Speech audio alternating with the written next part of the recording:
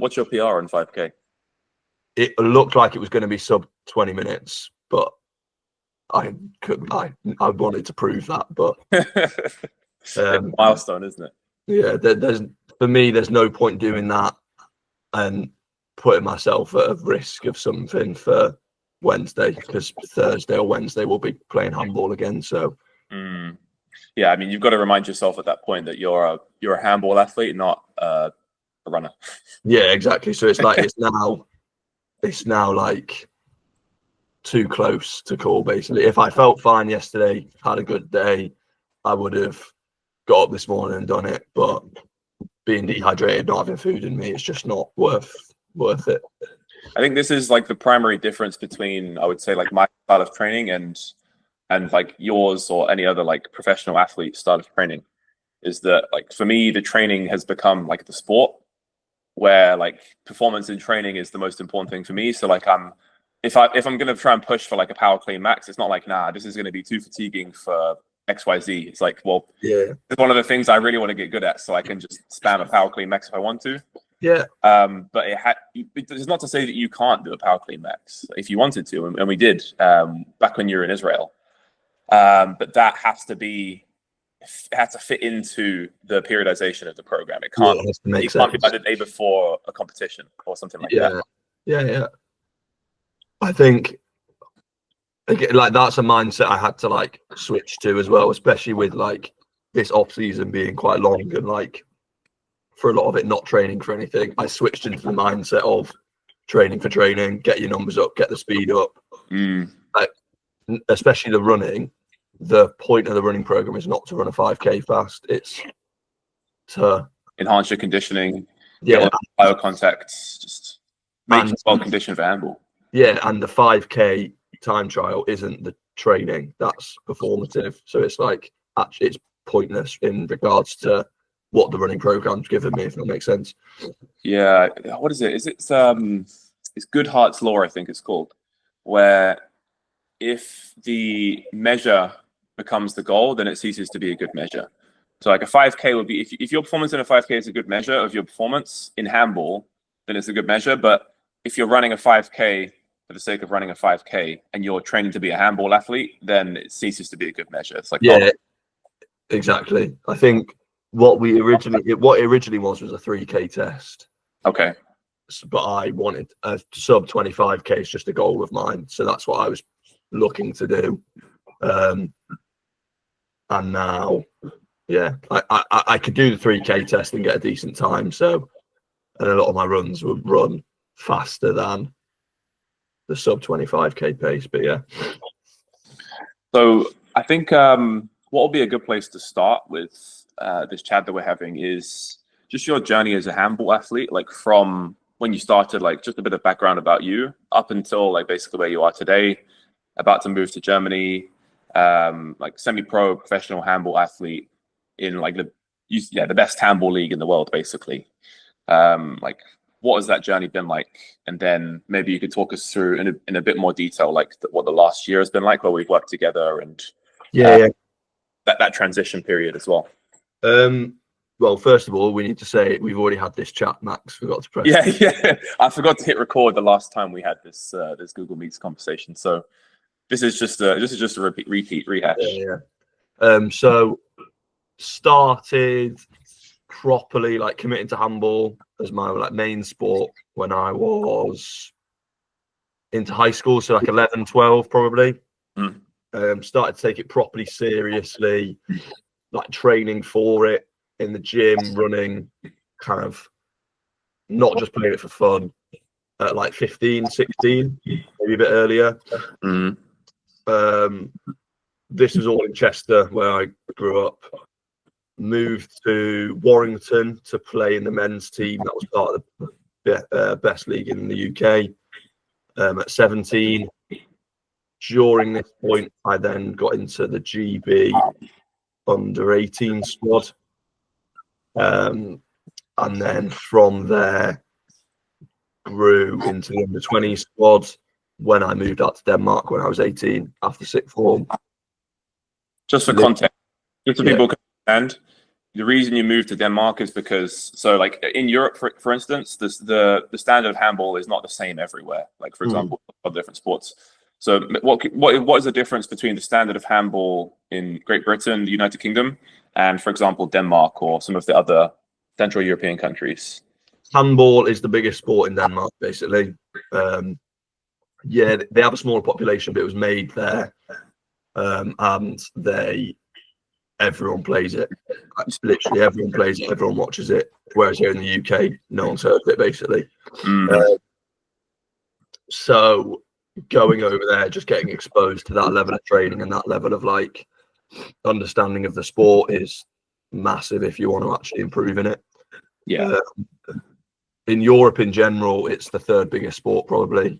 Football, basketball, and then handball. And pretty much every other country in Europe is massive on it. The UK's kind of missed out on it slightly. I guess that's a remnant of us being an island nation where we're kind of separated from Europe a little bit. Yeah, and I think I don't know, the UK sport setup is set up to put money into where the medals are. Yeah, of course. Isn't a bad thing. But therefore the sports that they can't get medals in will get less funding and less support. So that's just kind of how it works. So you moved to Denmark then, obviously for better opportunities, a higher standard of handball, and that was also a formative period in your life. You were 18 when you moved there? Yeah, 18. Went to first year was at like a sports school. Then second year was playing for the same team but working alongside that. And then I was there for half a year in an academy of a very professional team. But then had to leave because of visa issues and money issues and life stuff, not handball related. Then found a club in Portugal for the remainder of that season, where it was a good move for me to play handball and train, but not a good move for me to get like game time. And I fell out of love for the sport a little bit during that time. At this point, I was getting into the senior team, and we lost. We bombed out of a tournament, and also lost with the under-20s. We missed out on the World Cup by 1 goal on goal difference in a qualifier, like a wild card qualifier type thing. So I just kind of fell out of love for the sport. Or not fell out. I just needed a break from it. It was just a lot to experience in 12 months. Especially at like 18, 19 years old. That's like a lot of people say like you're a man at that age, but you're still a kid. Like you're still you're like you're 20s. Like it's a very formative period of your life. You still don't know what you want to do with your life, and then something like this happened.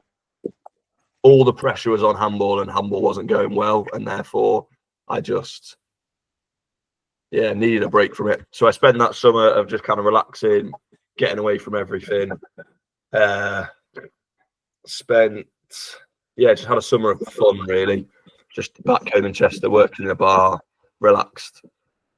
Then when it came to the start of the second season, or like the next season, my Brexit was becoming an issue. So I ended up scouting for clubs and eventually found one really last minute in Israel, where I then spent off and on the past 2 seasons, basically.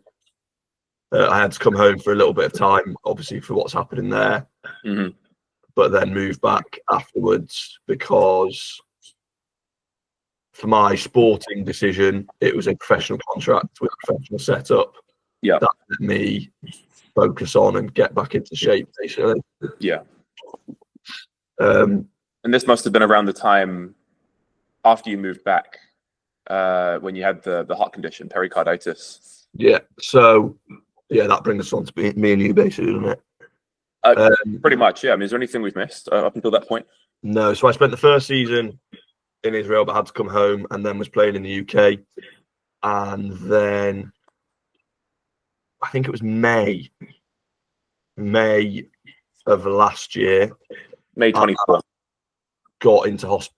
I got sent into hospital, basically. I was at work, in the UK, and I was just massively fatigued, and my heart rate was jacked up basically. And then, went to the hospital. They were like, "You've got a virus or something that's affected the lining of your heart and caused my heart rate to spike." And basically, they said I was having a 3-day long heart attack, but because I was fit enough, I was okay, basically. Damn. One of the many benefits of being physically athletic. Yeah, exactly. Yeah, harder to kill. And then they said no exercise, no nothing for 3 months. Damn. Which was brutal, especially for someone who's like so active as me. And then it was probably June or July we started talking. So I remember you following me or I following you on socials. I remember seeing what you did, really like the look of it. I used to have online coaching when I was 18 from someone, but it wasn't the best. It was just like cookie cutter type of thing.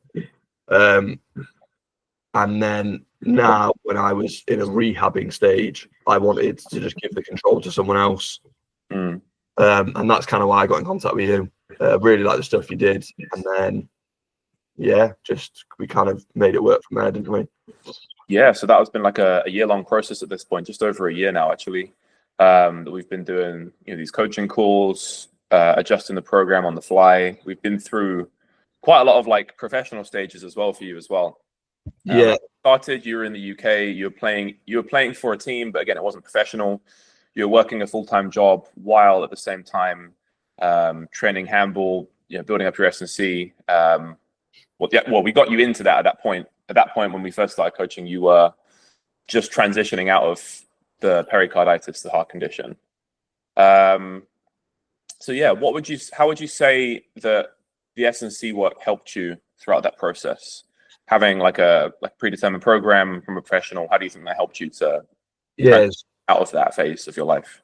So we have a very similar ideology of S&C.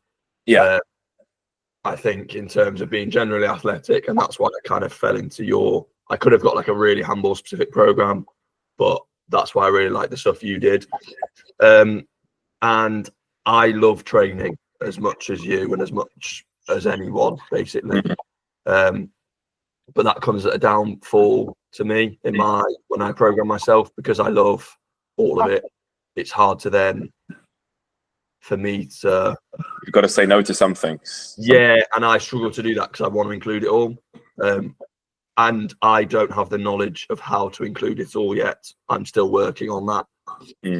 So it was really helpful to give what I like. I told you what I liked. I told you what I don't like, and give it all to you, and you to periodize the program for me. Working with you, we worked really closely. I helped build my own program, essentially, telling you what events I have up for. So we peaked for GB, had injuries, and I told you what hurt, what didn't hurt. We sorted all that stuff out, but I didn't have to worry about the sets of reps. What I could do is look at my program and get in and do it, especially as I moved. Well, it worked both ways. When I was working a full-time job and trying to basically train to a professional standard, because I was still a GB athlete at this point, I could just get into the gym, open up my app, look at it and go, I know this is going to help me. I know this is going to make me more athletic. I can be in an hour, rather than spending the 2 hours at the weekend programming for that week. And then actually, when I moved into the professional setting 3-4 months later, again, I didn't want to worry about that, the programming, the stress of all that. It was really good to work with you directly, get in the gym. We could push a little bit harder, which was good, because that was time to recover. Didn't have a full-time job to worry about. Yeah, but again, I was then a professional athlete and could leave my S&C work to my S&C coach, and I could stress about the handball side of it. And that.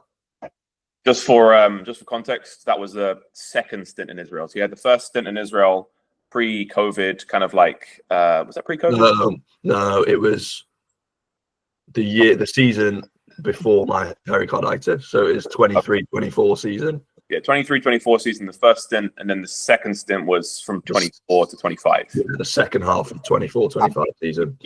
Yeah.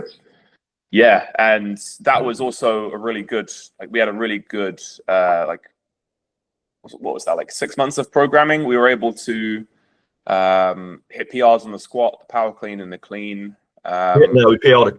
Yeah. Yeah. Thing, we got you into the best athletic and physical shape of your life. And then you performed really, really well in the GB tournament. Yeah. So we peaked in. I had a GB tournament in January. Yeah. Where we half peaked for it, didn't we? Yeah.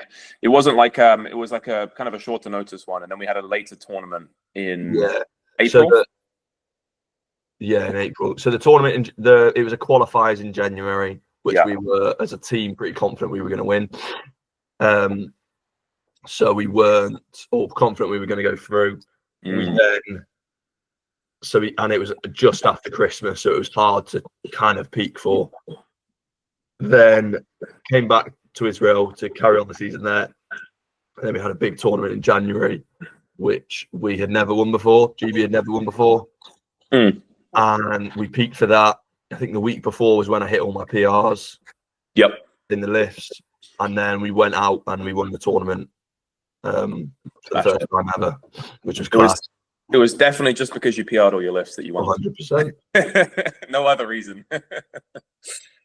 I mean, it's you want to be in the best possible shape. You don't want the SNC to be the reason that you don't succeed. You want it to be the reason that, like, it's a contributing factor. Like, it's very hard as an SNC coach to, like, quantify exactly how much impact you had on a result. For example, like an athlete winning a championship. You can't say, like, oh yeah, that was just me. That was me as the SNC coach. The athlete had nothing to do. It was all me. Like, never anything like that. But you can definitely tell when, like, an athlete's been doing too much in the weight room, or they're not physically prepared for the sport. Tell when it's bad, but it's kind of harder to tell when it's good, which makes your job as an SNC coach kind of feel like it's not doing much, but at the same time, you can tell when it's not doing the right thing. It's very easy to tell when, like, an athlete's not been having good SNC work done. Yeah. So I think for handball tournaments specifically, they're in a really short space of time. So I think I was away for a week and had 6 games. And I think that's actually, and I played every game and felt fit for every game. We had a little bit of a hip issue, didn't we, at the start of the season? Yeah, it was like a hip flexor sort of adductor mixed issue. And then your elbow. We're still not sure what it is. It's still kind of there, but it's not there. So it's definitely improved. Yeah, it definitely has improved, and your pain score is up. Same with your elbow, but the elbow was always going to show up. Like, if you're doing that volume of throwing, you're going to have elbow issues. Yeah, but I think that's credit to the SNC that actually, if you look at 6 games in 7 days, less than 24 hours of recovery between each one, I felt absolutely fine. Like, and end of the tournament, played in the last game,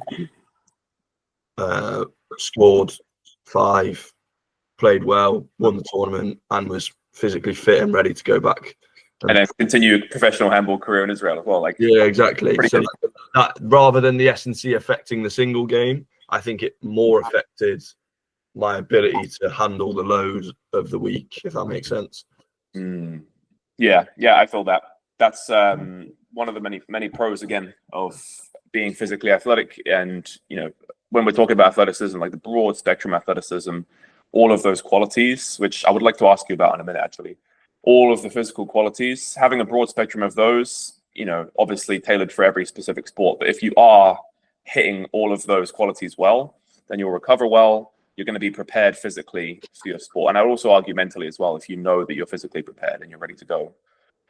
So yeah, that was like a really proud moment for me. Also, I was able to watch the games live, some of them. Also, like, seeing you score, very, very good. Yeah. Excellent performance.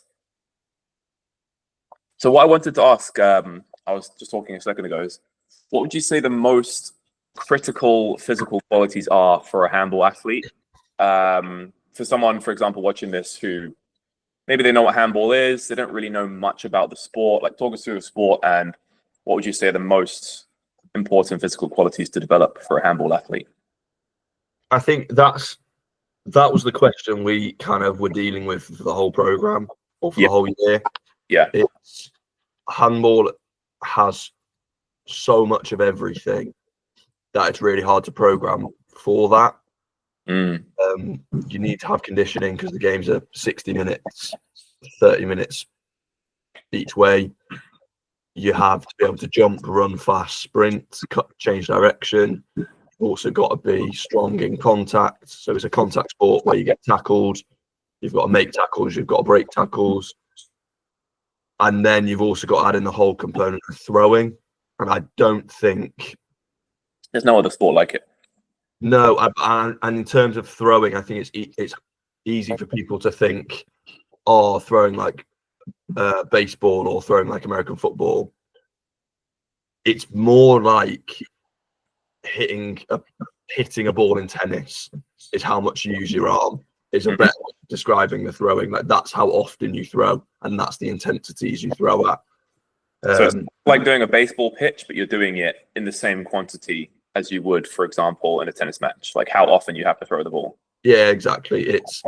You're constantly passing, you're constantly throwing, and I think that makes it, especially for me, like I was saying at the start of this call, that's what made it hard for me to program.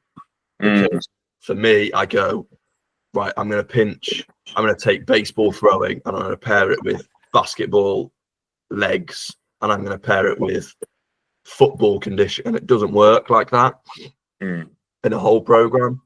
But I think generally explosiveness is the key to handball. I think if you're explosive, not necessarily like quick, but if you can change direction really fast and you can throw hard, you're covered. No matter what like body type you are or what height you are or body fat percentage, if you can do those things, be a good handball athlete. Yeah, you can just produce force quickly in a variety of different contexts. Upper body and lower body, yeah. Just a whole body, just general explosiveness and power. Like, it's a very exciting sport to watch as well. I remember watching highlights of you when we first started working together, and also watching you play. Just also the contortion that you have to be able to do in midair as you're about to throw, because you can. So for those that don't know, like, you, for example, will have like two defenders coming in towards you. The goal is like a rectangle shape. How big is the goal out of interest? Just roughly 2 meters tall, 3 meters wide. So it's not super big, and it's got obviously a goalkeeper standing in front of it. He's blocking arms and legs, and basically you have to run in. You might do a change of direction before you jump, and then in midair you may do like a feint, and then you can also, like, in midair change the angle of your body so you can throw around the defender, through a defender's legs. You're also trying to fake out the goalkeeper as well. Yeah. All of this is happening, and that's just one shot. That's just one shot that's happening, and you're throwing it. How fast would you say the ball is going in handball? Like, miles per hour?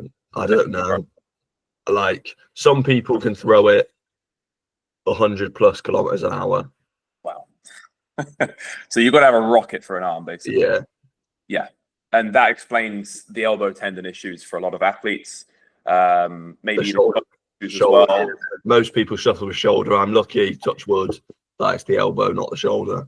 Yeah, and we've always worked around it. We've always had elements of, just general upper body programming, upper body, vertical push, vertical pull, horizontal push, horizontal pull. But we also had a lot of calisthenics type accessories like gymnastic work, full range of motion, elbow extension, elbow flexion. Pelican curls were a big one that we always had in there. They were a staple. Ring muscle ups, or just ring pull ups as well, where we're working, different ranges of motion, pulling and pushing with the rings. All of things like that were, I'd say, big contributing factors to managing, because that's the thing with a lot of athletes, is that that because they're playing their sport and they're doing the volumes and the intensities and practices and games that they're doing, something's going to flare up, and which areas it's going to be. It's just how well can you manage those things for an extended period of time so that it's not going to bother them when they play. Yeah. I think Yeah, we knew I've always had elbow issues, because of the way I throw and because I can throw pretty hard. It's always going to happen for me, and we knew that, so we programmed around it. Yeah, and every athlete will know that they might be prone to rolling their ankle, or they might be prone to pulling a hamstring or something like that. Every athlete will have it, and it's just programming around that. But not, again, me not stressing about that, me being able to give that to you and go, what's going to help me? I'll do whatever. Yeah, and it's been fun. Been fun being able to do that, having that level of trust with someone. I've also recently hired a coach in my own programming as well, and just being able to see that, like, from my own perspective, like being a coach and then being an athlete at the same time. Like when I say athlete, having your own coach, it just enables you to increase the quality of your service when you're coaching for your own athletes as well. Yeah, because you notice. Yeah, and you can see it from a kind of like a meta perspective. When you have that accountability and that trust with someone else, so you can just like, right, I'm outsourcing this to you. I don't have to worry about it anymore. And you just trust that they're going to get you the result that you're looking for in terms of your athleticism. It's a game changer. It's a game changer. Yeah, that I think, I don't know if you want to say anything else. That takes us quite nicely onto the almost transitional phase of us now and me as well. Yeah, precisely. So now, for those, so basically, after you finished up your season in Israel, you moved back home again. Yeah, that's where you're at right now. And throughout this period, Ruben and I were like, right, so what's going to happen? We know that he's got a bunch of stuff up in the air. Where's he going to end up? We weren't sure if he was going to end up in Spain. We weren't sure if he was going to end up in Greece. Again, these are all like professional contracts. Really good place to be in after a season in Israel. He was getting offers. He had like a bunch of agents working for him. So right now, Ruben you're 2 days away from moving to Germany, which is the best handball league on the planet, if I'm not mistaken, or one of them. So it's the best handball setup. So it has the best league in. Yeah. I'm not in the best league yet. Yes, but he's moving into League 3, right? League 2, League 3. League 4. So they were League 3 last year. They're doing a rebuild. I'm moving there. It's a really exciting setup and really exciting. Yeah, of all of the places you could have gone to, this is the best place you could be in for professional development in terms of like the standard that you're going to have around you. Yeah. So yeah, Ruben and I are now essentially parting ways. I'm not going to be programming for him as an S&C coach anymore, purely because his team there have their own like resident S&C coach, and also is going to now start programming for himself. And Ruben's also going to start working with athletes himself, like programming S&C as an S&C coach as well. Yeah, so I'm experimenting with it, with the coaching for athletes. I think working with you has really helped me fall back in love with the programming side of it. And I think, I just want to experiment with it. I'm not qualified, so I'm not charging. I'm just doing it for free with a couple of people, a couple of friends who I know. I put a little post out on my Instagram, and 3 people have got back, which is pretty cool. I mean, who's going to say no to free, like, high-level S&C coaching, man? Like, exactly. I would say the knowledge that you have right now, also just from your whole background, like, you said you did A-level physical education as well. Like, you got A-star in physical education. You've been a professional athlete for this much time, and also just your background. You don't need an S&C qualification. Like, if you wanted to work professionally, like in a university setting or like for a company, you would need a qualification. But like just the knowledge that you have, you could produce a very high quality S&C program for an elite athlete, and it would get them really good results because you just understand the principles. Which it kind of brings me into the next question I was going to ask you. How would you balance, so from your perspective as a handball athlete, but now as a coach as well, I want to touch on this piece as well. How would you balance strength and conditioning training with skill-specific training, not only for a handball player, but also just for a general athlete in a sport, to make sure that you're getting the specific skill practice, but also developing the physical qualities and the athleticism of the athlete at the same time?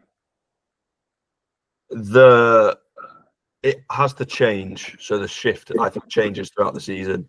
Yeah. For me as a handball player, when I'm playing handball, that's the priority. And then it's staying healthy enough and for the whole season enough to develop the skills. Yeah, in season, in the competitive season, you need to have that as the focus. Yeah, when I'm training with the team, when I'm doing that sort of stuff, handball is the priority, and S&C is there to keep me healthy. Off season and pre-season, I think, is where you push the strength and conditioning sides. You push the body composition, you push conditioning, you push that sort of stuff. I think, and then pre-season is where it gets a little bit up in the air. It becomes difficult because you're still conditioning, you're still trying to put on size or lose body fat or whatever. But then the handball coach is also pushing in the handball trainings, and it'll eventually go from really hard physical stuff to pretty low end skill stuff, still skill development, really general practices, and then it'll go to more and more game specific, high intensity. And the S&C then has to be just a maintenance role, basically. Yeah, and that's something I'm coming to grips with. It's when I go next week to play handball again for the first time in a couple of months, body is going to be fried, basically. I'll be throwing loads more, I'll be running more, I'll be doing everything more. I know the last thing I'm going to want to do is step under a bar and squat. Yeah, exactly. And I think that's the same for a lot of athletes. I think there were possibly points through the last year where we pushed a little bit too hard. Oh yeah, definitely. I think that it's especially when you have a very driven athlete, as you said, you love to train. We've talked about this before. It's like sometimes it is just you have to know when doing more is just more. It's not actually giving you the extra benefit. It's like, is it minimum effective dose, or are we just trying to like add on some junk volume because it's something you want to try? That's something that and every athlete and every coach will go through that. It's just finding that balance of when too much is too much and when you need to be doing just the right amount and like no more. Yeah, it's like if you spend half an hour in the gym longer, and that takes you out of half an hour of relaxing and having a proper meal and putting your feet up before training. Yeah.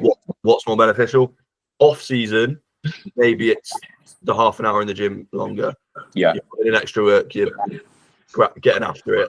But in season, if you then rock up to your coach going, what the fuck's up with Ruben today? He's absolutely knackered. Yeah.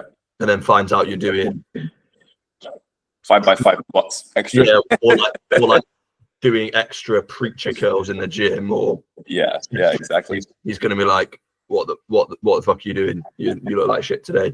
Yeah.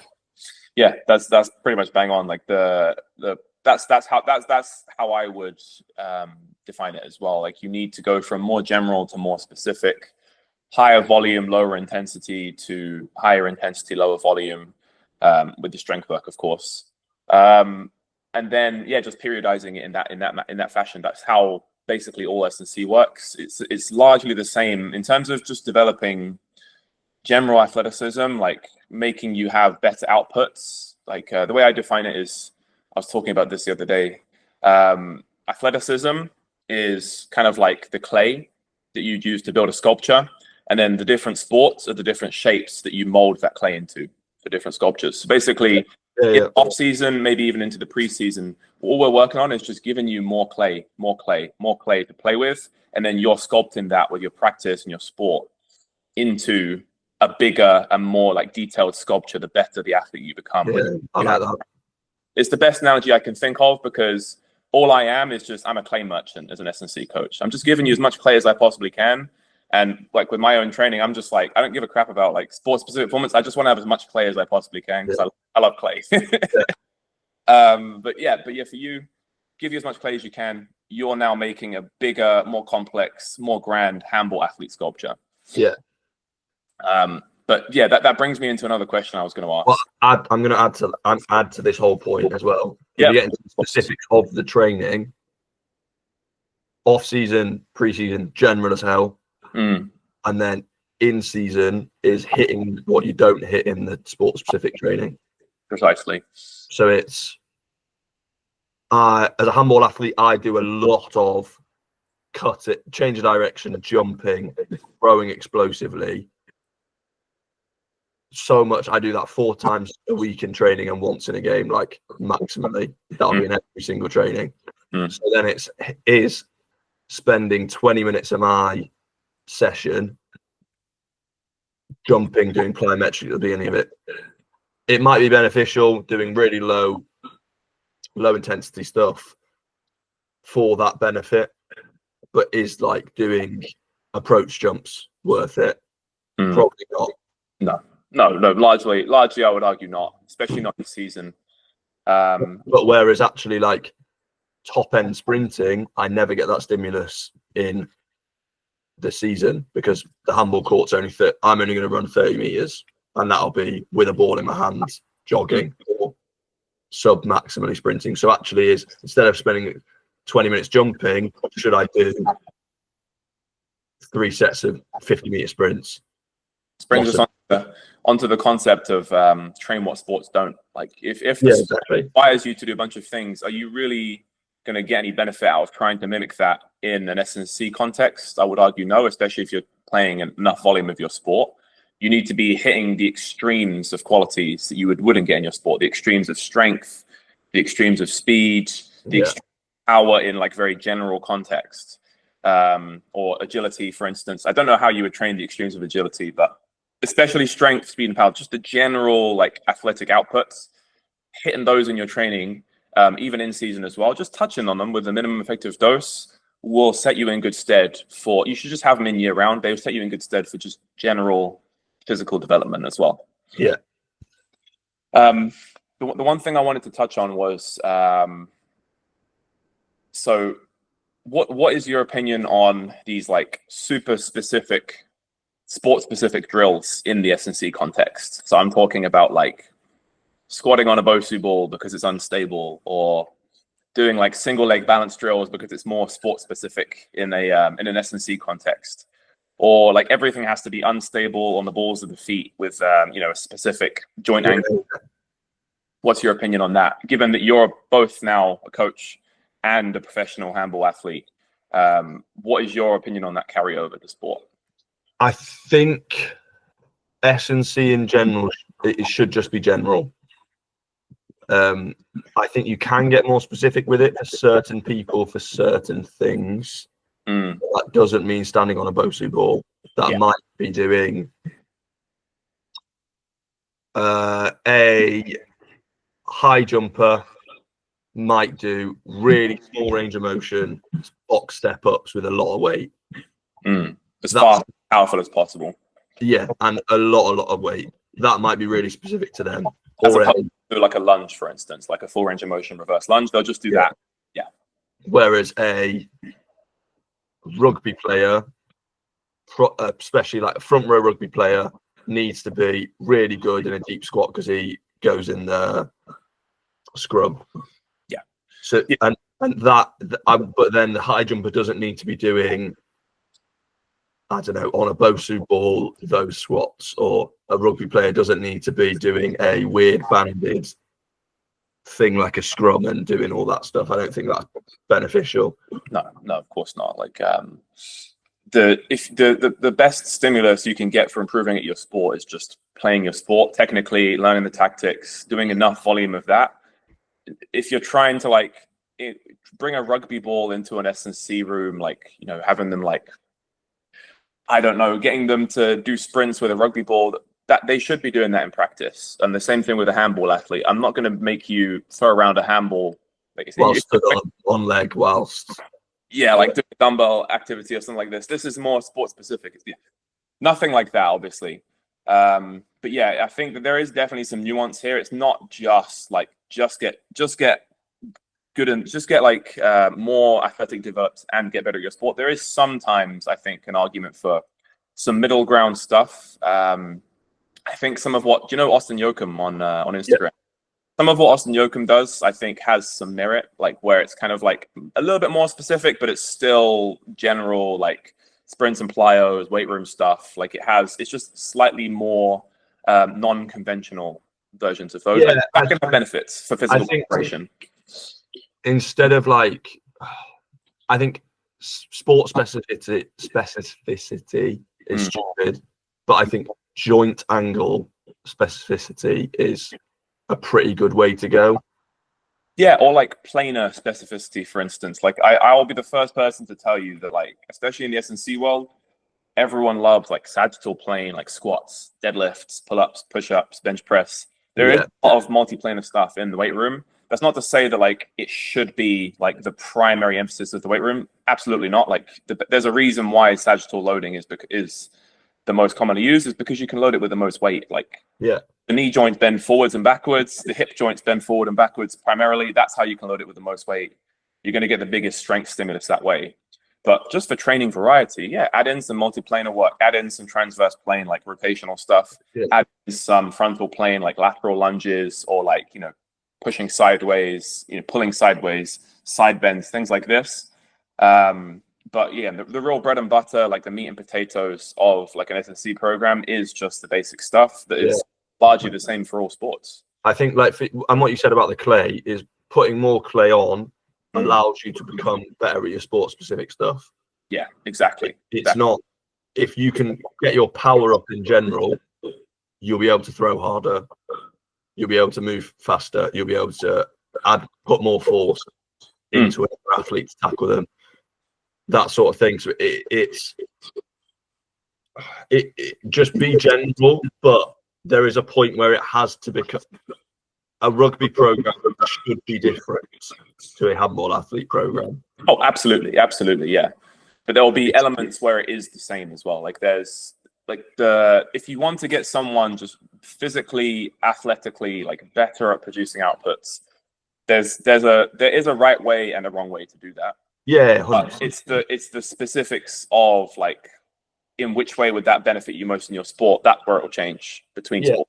And I think, and then that'll also change between athlete as well. Yeah, if an athlete knows how to do Olympic lifts and one doesn't, and they're professional, I'm not going to make them do Olympic lifts because they can't. And let's say it's a rugby player who can power clean 140 kilos and one can't. They can both squat the same weight. There is no point making the athlete who can't clean when he's only cleaning like 60 kilos, because it's not going to be beneficial. Yeah, unless he wants to learn. That's the main thing. If he wants to learn, I can help him. But if I can't force someone into doing Olympic lifts if they don't want to learn, especially if they're not going to get a stimulus out of it. Precisely.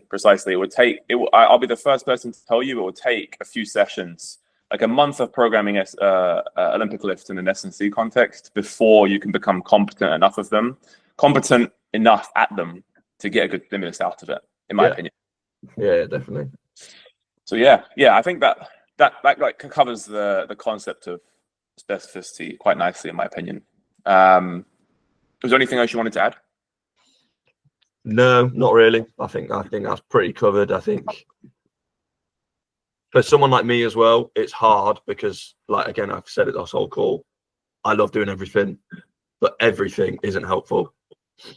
And so you do have to then cut down from the too much general stuff to the slightly more specific stuff.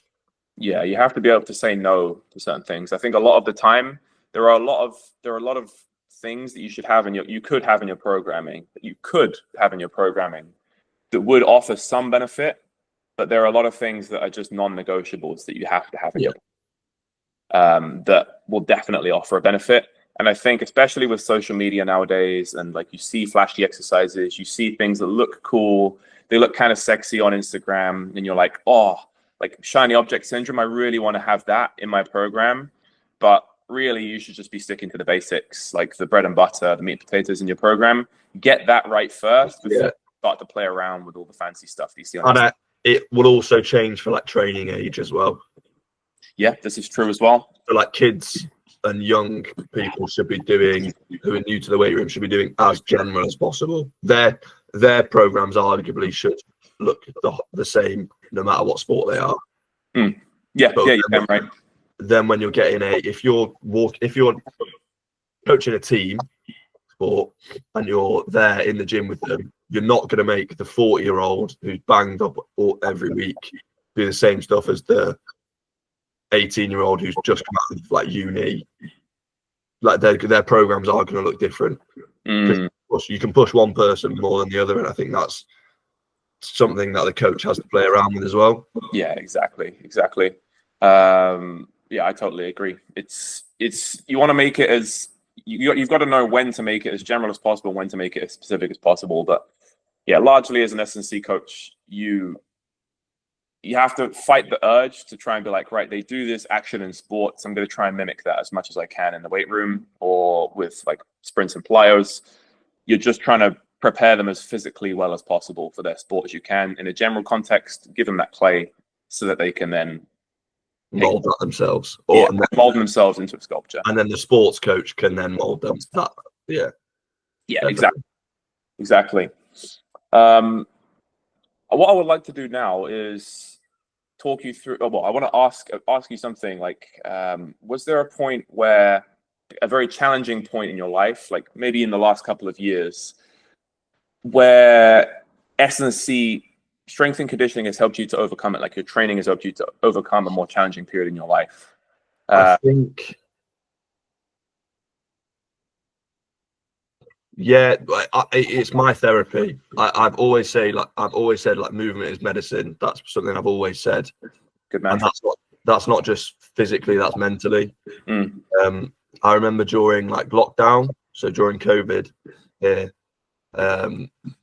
I was doing so much exercise, and I was like running a half marathon once a week, and along with other runs. And I was just doing it to get out and help my head, I think.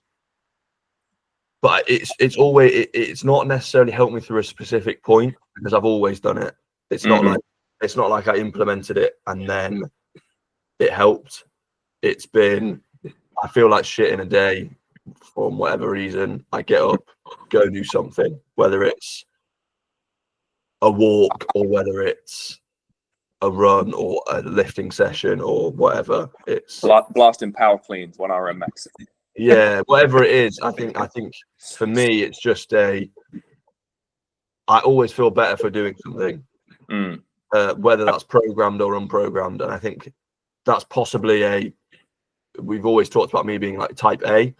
That's possibly a downside, because there's sometimes I should be relaxing and I struggle to do that.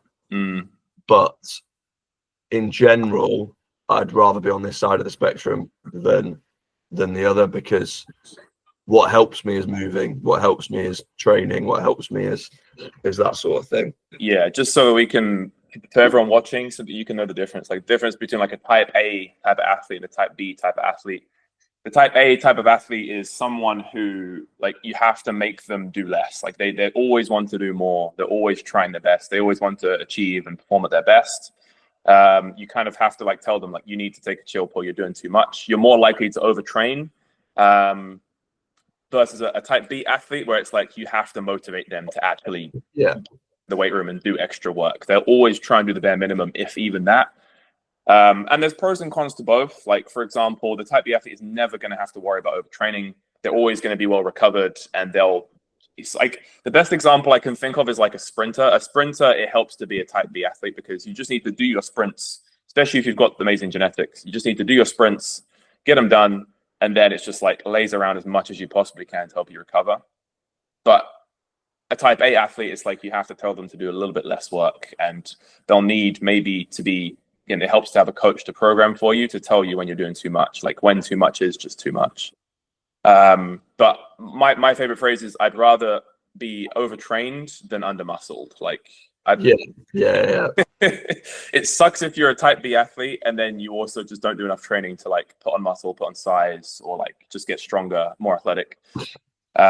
If you've got like terrible genetics, it probably helps to be a type A rather than a type B. Yeah, definitely.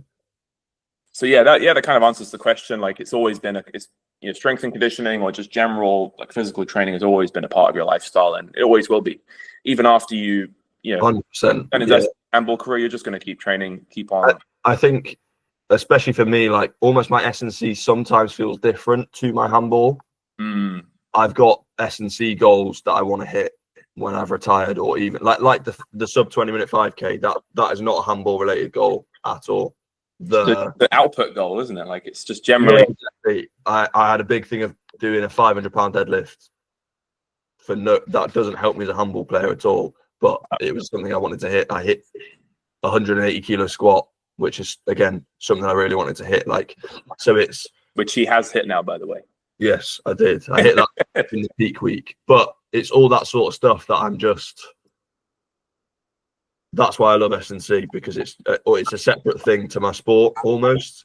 I think this is now my like little selfish vision that I have now. It's that I think athletic training in and of itself is eventually going to become its own sport. I think that's like my vision. I want to make athletic training into a sport where like as general as possible type training, just output, sprinting, jumping, lifting, like maybe some cardio as well, agility work. It's all going to become its own sport. I was going to speak to you about this. Have you seen that Blaine McConnell and Tim Riley and something similar? Yeah, like it's called Apex, I believe it is. They want to call it as Apex, yeah. The way I think that they described it as kind of like an athletic high rocks, like a very like general but still. Or they called it like a decathlon, but for everything in it's just athletic outputs rather than. It's also a lot more accessible than a decathlon. Like think about how is a general person going to see decathlon in the Olympics and be like, yeah, I want to train that. Like I have to learn how to do pole vault, throw a javelin. I have to learn how to run hurdles. I have to learn all of these sports. Decathletes programs are fascinating because they have to be the most general thing. Yes, exactly. So like training is kind of like their sport for most of the year. And then when they go and compete, they just do a bunch of like, they have to do, it's just so many different things. Throwing, running, jumping, running a distance, sprint, like they do everything. But their program, if anyone's looking for a well-rounded S&C program, fine, like for the general population to get more athletic and get fitter, decathlete, heptathlete programs that's it. That's where you should be. Precisely. The only thing that I think that decathlon is missing is a lifting event. They don't have a lifting event. That's why I wanted to create the athletic total sport. The sport of athletic total, when you have like a sprinting event, a jumping event, and a lifting event, I don't think there's ever been a sport in the history of mankind that's combined all three. You can make an argument for CrossFit, but CrossFit isn't about like peak outputs. Like, no, it's about like jump, how far can you jump, how heavy can you lift? It's about sustained outputs. It's about work capacity. It's how much work can you do in a given amount of time. It's never been like the peak end, the extreme end of like the rate of force development or like the force velocity curve. So I think that could be a very interesting sport that is going to happen in the next decade. Hint, hint, my sport. I'm going to do a whole video about it soon. But yeah, so yeah, summarize where we're at right now, Ruben, like with your, like, you know, just to wrap up the call, like where you're at right now in your professional career, your development, and also like where you're going to go like in the next 3 to 5 years. Yeah. So yeah, like I said at the start, been playing handball over 10 years now, about to turn 23, moving to Germany to a really good setup there, hopefully build myself up there and move up the ranks there for the next couple of years, couple of seasons. I think it's a really good place to be, lifestyle wise, and also handball development wise. That's all I'm focusing on at the moment. It's handball, and then we'll see where we're at in a couple of years, basically. Fantastic. Yeah, it's really exciting, and I've been incredibly grateful to be a part of that process. Yeah, leading up to that, like it's been a good journey for me as well. I think I've developed as a coach, coaching you, working with an athlete, always have these calls every week, trying to just see how we can continue to improve week on week, and always having to touch base, seeing how the training's going, how can we adjust it, how can we improve it. So yeah, it's been a fantastic journey and process for me as well. Yeah, it's been class. Been good. All right, well, I think we can leave the call there. I can't think of anything else that we wanted to chat about. But yeah, I'll pause the recording and then we can just touch base after the call as well. If there's anything we can